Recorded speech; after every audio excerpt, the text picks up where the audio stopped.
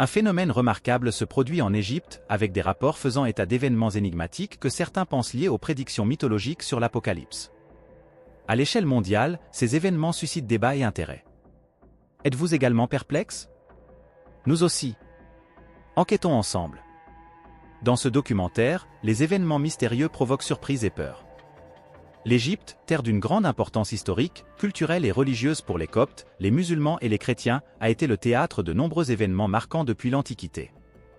Cette région a vu l'essor et le déclin d'empires, ainsi que l'influence de diverses cultures, notamment les Égyptiens, les Hittites, les Perses et les Grecs. C'est un véritable berceau de civilisation, plein d'histoires et de traditions anciennes. Vers 1000 avant JC, les tribus d'Égypte s'unissent sous le règne de Ramsès, auquel succèdent Toutankhamon puis Cléopâtre, marquant l'ère du Nouvel Empire. Durant cette période, le pharaon Ramsès construisit le premier temple de Thèbes, symbole de l'alliance divine avec le peuple égyptien. Après la division de l'Empire, le nord fut conquis par les Perses en 525 avant JC. Au cours de la période de 586 avant JC, le sud de Juda fut soumis par les Babyloniens, un événement qui entraîna la ruine du temple. Plus tard, sous l'égide de l'Empire perse, Cyrus le Grand autorisa les Juifs exilés à revenir et à reconstruire le temple, marquant ainsi le début de l'ère du Second Temple. À l'aube du 1er siècle après Jésus-Christ, le christianisme a émergé dans la région du Moyen-Orient avec Jésus de Nazareth comme figure centrale. Cependant, en 70 après JC, pendant la guerre judéo-romaine, le Second Temple fut rasé par les Romains. Cet événement et d'autres événements notables de l'époque, ainsi que les archives religieuses et les découvertes archéologiques, ont façonné l'identité culturelle et religieuse du peuple juif, exerçant également une influence sur l'histoire mondiale. Dans les années 1920, un mouvement migratoire important s'est produit, de nombreux juifs se sont installés en Palestine à la recherche d'un refuge contre l'antisémitisme croissant en Europe.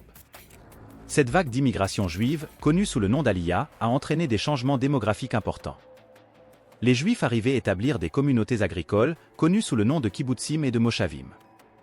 Cependant, ces colonies ont généré des tensions car les communautés arabes locales craignaient de perdre leurs terres et leur identité culturelle, déclenchant des conflits entre les communautés juives et arabes. Un chapitre crucial de l'histoire a été la renaissance de l'État d'Israël et la proclamation de son indépendance. Après les horreurs de la Seconde Guerre mondiale, de nombreux Juifs se sont retrouvés dispersés, séparés de leurs origines et de leurs liens avec la terre d'Israël. Cependant, à un moment historique, le 14 mai 1948, David Ben-Gourion, chef de l'agence juive, a officiellement déclaré la fondation de l'État d'Israël. Dans son discours, Ben-Gourion a souligné le lien profond entre le peuple juif et la terre de Palestine.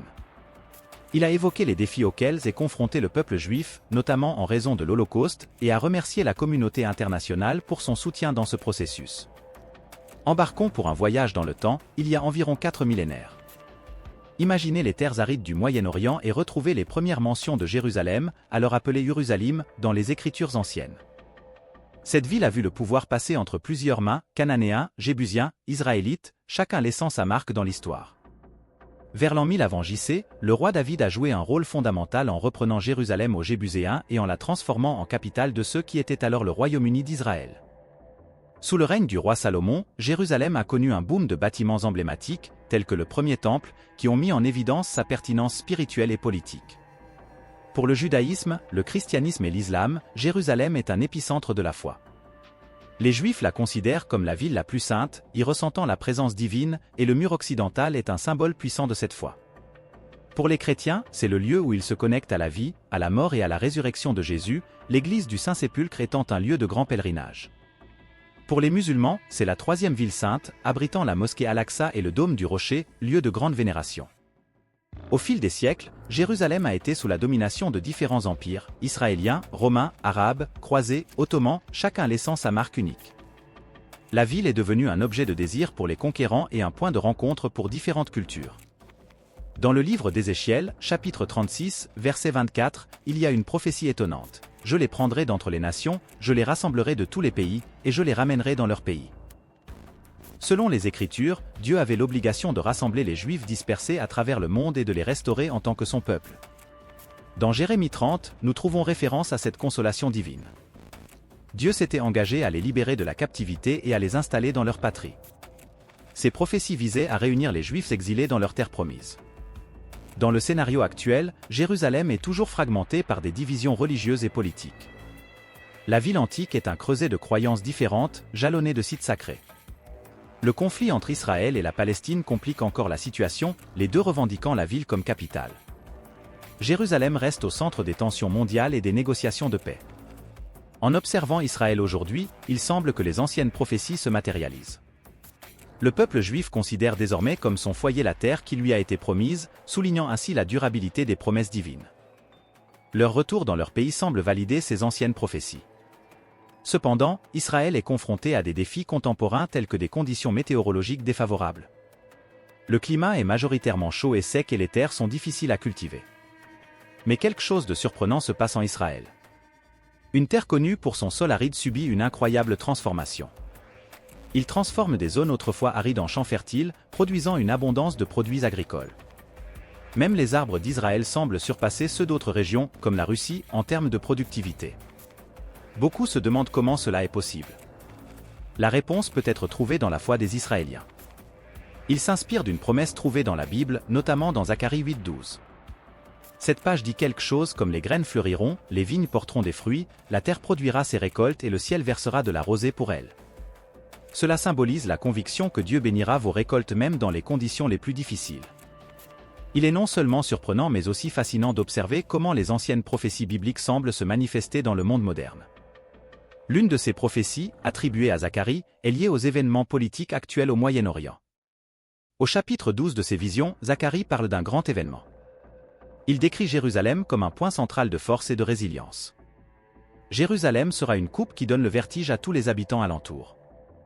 Juda sera encerclé, tout comme Jérusalem. Le jour où toutes les nations de la terre s'assembleront contre elle, je ferai de Jérusalem un rocher inébranlable pour toutes les nations. Ceux qui tenteront de le déplacer seront blessés. Ces paroles tirées d'une ancienne prophétie décrivent Jérusalem comme un rempart de puissance, debout. Même dans les périodes d'instabilité, l'idée du troisième temple et son importance culturelle et spirituelle s'inscrivent dans ce scénario, représentant un emblème de résistance et de croyance pour beaucoup, en particulier pour les Juifs orthodoxes. Le concept du troisième temple de Jérusalem est très profond. Ce temple, pas encore érigé, est considéré comme plus sacré et plus pertinent que ses prédécesseurs aujourd'hui disparus. Il y a un enthousiasme remarquable autour de l'idée de sa construction. Pour les adeptes du judaïsme orthodoxe, le temple dépasse l'idée d'un simple bâtiment. Il représente un puissant symbole de foi, un épicentre de sainteté et un lieu sacré de prière. Depuis 1987, le mouvement du temple se consacre à la planification et à la préparation de la construction de ce troisième sanctuaire. Même dans un monde où l'attention portée aux questions religieuses semble avoir diminué, la communauté juive orthodoxe persiste avec sérieux dans ce projet. Ils ont réactivé un ancien site religieux connu sous le nom de Sanhédrin pour garantir que la reconstruction suit fidèlement les normes et traditions religieuses. L'objectif est d'ériger le temple exactement comme décrit dans les Écritures sacrées. Pour les Juifs orthodoxes, la reconstruction du temple est plus qu'un acte de foi, c'est une clé pour améliorer le monde, une étape vitale vers un avenir meilleur. Il est intéressant de noter que cette aspiration à retourner en Israël et à construire le troisième temple est conforme aux anciennes prophéties bibliques. Des prophètes tels que Ézéchiel et Isaïe ont parlé d'une époque où Dieu avait promis de rassembler son peuple dans la terre promise, un événement considéré par beaucoup comme préfigurant la construction de ce temple. Dans Ézéchiel, nous trouvons des paroles qui résonnent profondément auprès des nations. « Moi, le Seigneur, je serai reconnu comme saint en Israël lorsque mon sanctuaire sera parmi eux pour toujours. » Cette pensée suggère que la présence divine dans le sanctuaire situé parmi le peuple d'Israël serait un signe de son caractère unique et de sa sainteté. Dans un autre passage, Ésaïe exprime un appel universel, « Au nord je dis, délivrez-les, et à midi, ne les retenez pas. Fais venir mes fils de loin, mes filles des extrémités de la terre. » Ici, le message est clair, Dieu aspire au retour de tous ses enfants des quatre coins du monde vers la terre promise, un rassemblement significatif de personnes d'horizons divers. La construction du troisième temple va au-delà de la simple construction d'un édifice, elle symbolise la création d'un espace pour la présence extraordinaire de Dieu. Une phrase biblique capture cette essence, « Construisez-moi un sanctuaire pour que je puisse vivre parmi eux. » Ézéchiel, un prophète, a été témoin du départ de cette présence divine de l'ancien temple, mais a également prédit son retour triomphal, restant pour toujours dans une nouvelle demeure à Jérusalem. Il y a longtemps, un érudit juif a exprimé une vision puissante du troisième temple, le considérant non seulement comme un écho du passé mais comme un symbole vivant de la présence continue de Dieu parmi son peuple. L'idée de reconstruire le troisième temple va donc au-delà de la simple restauration historique. Il met en évidence la présence divine constante parmi les gens et, dans ce processus de reconstruction, un mystère fascinant a récemment été révélé. quelque chose d'extraordinaire a été découvert sous la mosquée Al-Aqsa, située sur le mont du Temple. Ce site est profondément significatif pour les musulmans qui croient qu'il a été fondé par l'éminent Abraham. Ce qui a surpris tout le monde, c'est la découverte sous la mosquée d'un site antique où les Juifs effectuaient des rituels de purification spirituelle. Cette révélation est remarquable car elle met en lumière l'importance interconfessionnelle du site. Le responsable de cette découverte était Robert Hamilton, un chercheur spécialisé dans les objets anciens. Après qu'un tremblement de terre ait endommagé la mosquée, Hamilton a découvert caché sous le sol un mikvé, un bain rituel mystique juif durant la période du Second Temple. Ce mikvé avait une fonction cruciale, étant un lieu de purification spirituelle pour les Juifs avant d'entrer dans l'espace sacré du Temple. Cette découverte est fascinante, principalement parce qu'elle remet en question ce que beaucoup croyaient. Sous la mosquée Al-Aqsa, un site de grande importance pour les musulmans qui croient qu'elle a été fondée par l'illustre Abraham, a été découvert un site antique où les Juifs effectuaient des rituels de purification spirituelle. Puis, l'arrivée des génisses rousses s'est produite. Récemment, Israël a importé 5 de ces animaux d'une ferme du Texas. Cet événement est interprété par beaucoup comme l'accomplissement d'une prophétie associée à la construction du troisième temple à Jérusalem. Ces génisses, remarquables par leur couleur rouge intense, jouent un rôle fondamental dans la tradition juive. Ils sont indispensables dans les rituels de purification, notamment pour les prêtres qui s'occupent des morts. Ces génisses, toutes âgées de moins d'1 an et parfaitement rouges, sont pour beaucoup un symbole d'espoir. Ces génisses jouent un rôle crucial dans la production de cendres, ingrédient essentiel des cérémonies de purification de la foi juive. Après une période de quarantaine de 5 jours à Haïfa, conformément aux réglementations de l'autorité vétérinaire israélienne, ils seront transférés vers 2 endroits différents en Israël. L'un de ces lieux sera ouvert au public, où les génisses seront soignées jusqu'à l'âge de 3 ans, date à laquelle, selon la tradition juive, elles pourront être utilisées pour produire des cendres sacrées. Bona Israël, une organisation composée de membres juifs et chrétiens, a joué un rôle clé en amenant ces génisses en Israël. Byron Stinson, un éleveur du Texas et membre de l'organisation, était responsable de l'élevage de ces animaux. Leur arrivée à l'aéroport Ben Gourion a été célébrée par une cérémonie spéciale à laquelle ont participé des représentants de l'Institut du Temple et d'autres autorités. Dans la tradition biblique, la génisse rousse revêt une grande importance. Ces cendres étaient utilisées dans les temps anciens pour purifier les Israélites, comme décrit dans le livre des Nombres, chapitre 19. La présence d'une génisse rousse dans les temps modernes est considérée par beaucoup comme un signe de la construction du troisième temple et une indication du retour promis du Christ. Historiquement, seules 9 génisses rousses ont été sacrifiées depuis l'époque de Moïse et aucune après la destruction du second temple.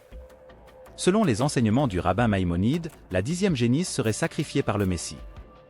Si vous avez trouvé cette vidéo intéressante et que vous souhaitez continuer à suivre du contenu qui relie l'histoire, la foi et l'actualité, n'oubliez pas de vous abonner à notre chaîne, de la liker, de la partager avec vos amis et d'activer la cloche pour ne rien manquer.